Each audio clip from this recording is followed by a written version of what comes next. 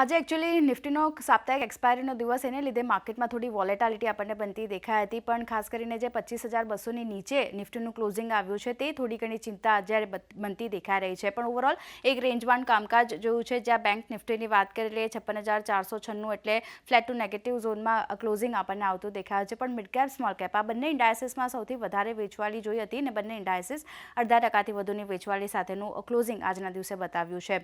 સેક્ટરની વાત કરી લઈએ તો મોટાભાગના સેક્ટરમાં એક વેચવાલી જોઈ હતી, જેમાં સૌથી વધારે પીએસયુ બેંકમાં દબાણ સાથેનું કામકાજ જોયું. મેટલ, રિયલ્ટી આ સ્પેસમાં પણ 0.5% વધુની વેચવાલી આપણને બનતી દેખાઈ હતી.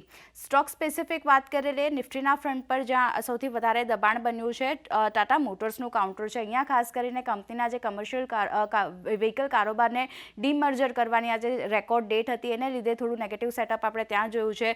ફાર્મામાંથી ડોક્ટર રેડ્ડીઝનું કાઉન્ટર છે, જ્યાં 1%થી વધુની વેચવાલી સાથેનું કામકાજ જોયું. બીએલ, બજાજ ફાઇનાન્સમાં પણ દબાણ સાથેનું કામકાજ થતું દેખાયું હતું. પણ વાત કરી લઈએ જે વધ્યા છે એના પર, તો મોટાભાગના આઈટી સ્ટોક આજે ફોકસમાં રહેતા દેખાયા હતા. ટેક મહિન્દ્રામાં એક પોઝિટિવ સેટઅપ, વિપ્રોમાં 1%થી વધુની તેજી, અપોલો હોસ્પિટલ જેવા કાઉન્ટર છે, અને મેક્સ હેલ્થકેરમાં પણ આપણે જોઈ રહ્યા છે સતત તેજી સાથેનું કામકાજ બનતું દેખાયું હતું.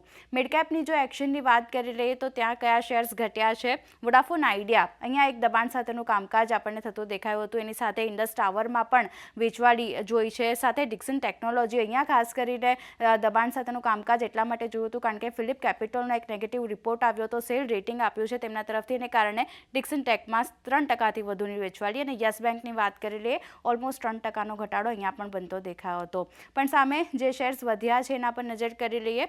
સોના બીએલડબ્લ્યુ પ્રિસિશનનું કાઉન્ટર છે, જો ઓલમોસ્ટ 3.5%ની પોઝિટિવિટી અહીંયા બનતી દેખાય. ઇરેડામાં પણ પરિણામ પહેલાં એક પોઝિટિવ એક્શન બનતું દેખાયું હતું, અને ખાસ કરીને ટાટા કમ્યુનિકેશનનું કાઉન્ટર છે, 4.25%ની પોઝિટિવિટી અહીંયા પણ બનતી દેખાઈ હતી. તો આ અમુક શેર્સ જે મિડકેપના ટોપ ગેઇનર આજના દિવસે બનતા દેખાયા હતા. પણ ઓવરઓલ વાત કરી લઈએ તો એક નાની રેન્જમાં બજાર જે છે તે બંધ થતું દેખાયું છે. નિફ્ટી ખાસ કરીને જે 25,200ની નીચે બંધ છે, થોડી ઘણી ચિંતા એને લીધે અહીંયા બનતી દેખાઈ હતી.